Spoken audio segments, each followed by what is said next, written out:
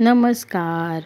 अश्विन शुद्ध प्रतिपदेपासून शुद्ध नवमीपर्यंत महिषासुरमर्दिनीचा उत्सव सर्व भारतामध्ये अतिशय आनंदाने साजरा केला जातो. या उत्सवाला देवी नवरात्र महोत्सव असे म्हटले जाते. आदिशक्तीने दुर्जनांचा, असुरांचा नाश करण्यासाठी, सज्जनांचे संरक्षण करण्यासाठी विविध अवतार घेतले. अशाच एका महिषासूर नावाच्या दैत्याचा नाश करण्यासाठी आदिशक्तीने श्री दुर्गेचा अवतार घेतला. महिषासूर या दैत्य समाजाला खूप त्रास देऊ लागला, लोकांना छळू लागला. या दैत्याचा नाश करण्यासाठी जगदंबेने 9 दिवस युद्ध केले आणि त्याला ठार मारले. याची आठवण म्हणून हा देवी नवरात्र उत्सव साजरा केला जातो. या महिषासुरमर्दिनीचे 9 अवतार मानले जातात, म्हणून तिला नवदुर्गा असेही म्हटले जाते.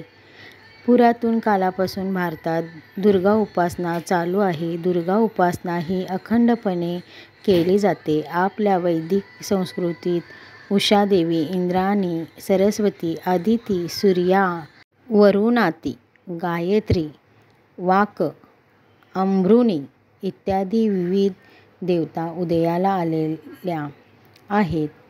त्याचप्रमाणे भारतीय संस्कृतीतील श्रीरामचंद्र, अर्जुन, युधिष्ठिर, गोपगोपाळ, रुक्मिणी अशांनीही देवीची उपासना केलेले वर्णन आहे.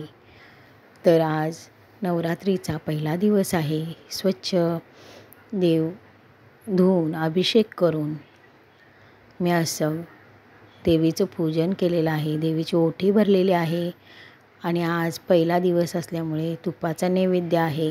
अखंड दीप प्रज्वलित केलेला आहे. 9 दुर्गांचं 9 रूप असतात. त्यातील पहिलं रूप, पहिला दिवस आहे शैलपुत्री. हे भगवती दुर्गा मातेचं पहिलं स्वरूप आहे. नवरात्रीतील पहिल्या दिवशी हिचीच उपासना केली जाते. ही शैलराजाची, हिमालयाची कन्या आहे, म्हणूनच हिला शैलपुत्री म्हणतात. पार्वती आणि हेमवती अशी हिची अन्य नावे आहेत. ही वृषभावर आरूढ असून हिच्या उजव्या हातात त्रिशूळ आणि डाव्या हातात कमळ आहे. वंदे वांछितलाभाय चंद्रार्थकृतशेखरं वृषारूढा शूलधरा शैलपुत्री यशस्विनीं. या मंत्राने हिची आराधना केली जाते.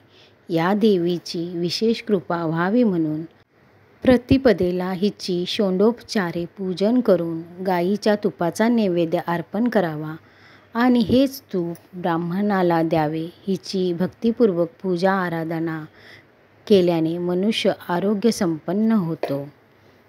श्री गणेशाय नमः, दुर्गा देवे नमः, महाकाले नमः, महालक्ष्मी नमः, महासरस्वते नमः.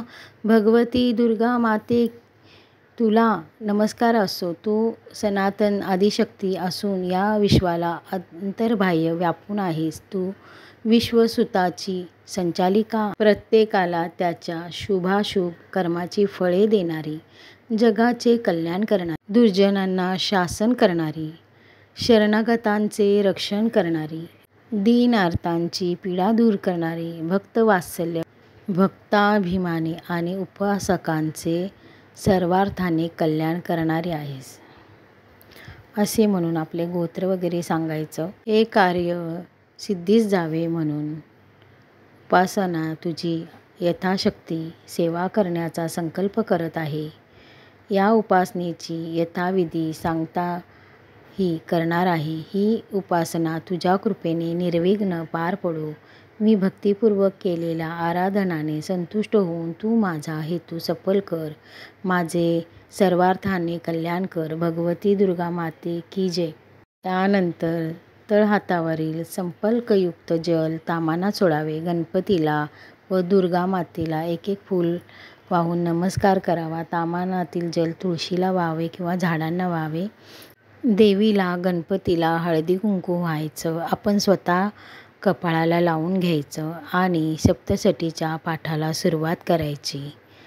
असा माझा पहिला दिवस छानपैकी व्यवस्थित आनंदात गेला मला खूप बरं वाटलं. तर सर्वांना नवरात्रीच्या खूप खूप शुभेच्छा. तुम्हालासुद्धा नवरात्री खूप आनंदात ऐश्वर्यात जाओ हीच प्रार्थना.